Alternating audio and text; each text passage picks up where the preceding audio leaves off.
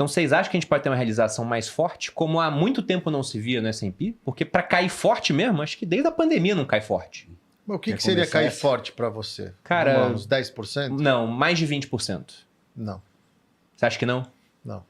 Eu tô até hoje na provocação que eu fiz para Malu, na minha terceira participação aqui. Era que eu tava junto. Quando a Apple vai cair 10%. Porque a Apple foi a pior empresa de tech em relação a novidades, inovações, investimentos, e ela não cai.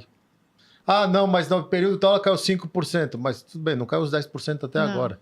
Então, assim, eu acho difícil, Bruno, porque inclusive quando você olha CAPEX, todo mundo está com CAPEX lá em cima. A Microsoft revisou o CAPEX dela, que era 80 bi para inteligência artificial. Ah, eu acho que eu exagerei, estou oversupply, vou dar uma diminuída. Aí veio o tio Zuckerberg e falou assim, eu vou fazer um data center de 200 milhões de dólares. Você fala, cara, como que... Não tem como. As empresas estão com margens muito saudáveis, inclusive. E olha, eu não sou analista fundamentalista, mas a gente tem que olhar os detalhes para tentar entender a foto. Você vê lá, empresa de trilhão com 50%, 60% de margem EBITDA saudável, ROIC bombando. Você fala, cara, difícil. Honestamente, se essa profecia se realizar, cair 20%, eu particularmente vou ficar muito feliz, porque hoje eu tenho um bom dinheiro para investir. Então, assim, eu tenho certeza que vai mudar a minha vida. E eu até deixo um recado para você. Eu vi poucas pessoas mudarem a vida num período de 2 ou 3 anos. E a maioria deles que eu vi e convivi foi porque estavam muito líquidos em 2007 por causa do IPO da Bolsa, porque nós que éramos sócios de corretoras, a gente vendeu as nossas ações para o IPO, a gente era obrigado a vender um pedaço, senão não ia ter ação para fazer o IPO, e muita gente pôs muito dinheiro no bolso. E veio a crise de 2008. Quem alocou em 2008, em 2012, e eu não é achismo, porque eu fiz para as pessoas que estavam ao meu redor, realizou lucro de 200%, 300% em dólar. Porque na crise é onde quem tem dinheiro, nada de braçada. Eu sou mais que nele falou, uma alocação estrutural do tipo, tem aportes constantes, que se cair você vai estar comprando, se subir você vai estar comprando, e vida que segue. Mas eu não vejo um bear market nos Estados Unidos. Eu também não vejo, mas... começa a aparecer mais opiniões nesse sentido. A gente tem... Não é o cenário base, não é o que eu acho que vai acontecer, mas para a gente discutir possibilidades, a gente já tem alguns indícios de alguma desaceleração econômica, com dados que já foram divulgados. Possivelmente a gente tem ali um PIB do primeiro tri desse ano negativo, que não acontece há bastante tempo. Um trimestre em que a economia norte-americana encolhe. Poxa, a gente está falando até do escritório de eficiência do Elon Musk, que está trabalhando nessas demissões, inclusive da esfera pública. Poxa, muita gente falou, isso aí vai melhorar a eficiência.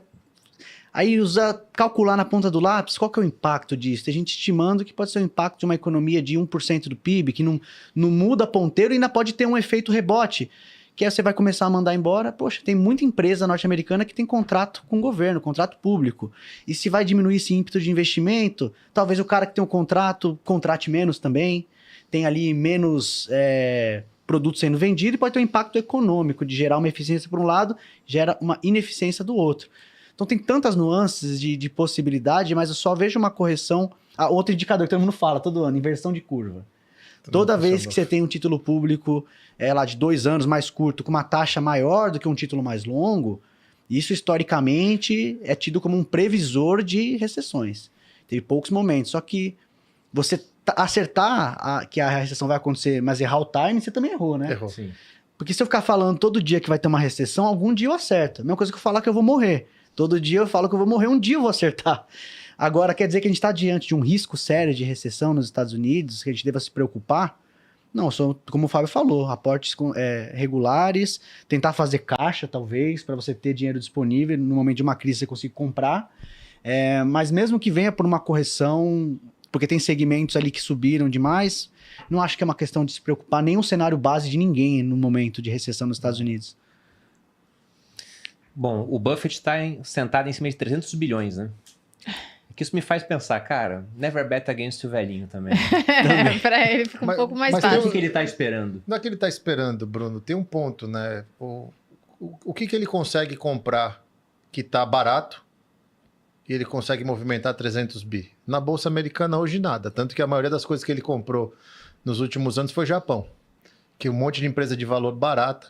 E ele viu um edge na economia, porque a economia japonesa agora até juros vai ter que subir de novo esse ano por causa de atividade. O que ele tem feito, né? O Greg Abbott fala, é o novo Buffett, ele gosta muito de fazer, é trade eficiente. Então, quando você pega que ele comprou a Petroleum, ele comprou Sirius XM, que é o rádio digital que a gente tem no carro, e uma outra empresa de tecnologia que faz microchip, uma coisa assim, ele fez isso para ter eficiência tributária no recebimento de dividendo, que são empresas que pagam mais dividendo, e ele pode usar uma cláusula, olha como é bom na PJ. Você recebe dividendo na PJ, você abate do que você tem imposto a pagar. Maravilha. Até 16% você pode fazer isso. Então você se enche de dividendo de um lado, abate o imposto a pagar do outro, net você tem eficiência tributária. Porque quando você olha as empresas, não tem nada de perfil dessas empresas, que é o Warren Buffett, meio de investir, é trade tributário. Não tem o que ele comprar. Ele tem um tamanho que é muito grande. O Buffett, ele fala isso sempre. Eu não sou pago para prever crise, eu sou pago para remunerar o dinheiro. E eu sei remunerar o dinheiro, tanto que ele tem posições aí de décadas. Então, eu acho que a gente gosta de procurar motivo em lugares que não tem motivo. Pô, o Buffett está vendendo, ele sabe de alguma coisa. Ele nunca fez isso. E ele tem 94 anos, ele não ia fazer isso depois de velho. Eu acho que é o que ele falou. O governo americano está me pagando R$4,50 para remunerar meu caixa. Perfeito. Eu não vejo nada, eu vou ficar sentado no governo americano. Inclusive porque ele só tem T-bill. Só título de curto prazo.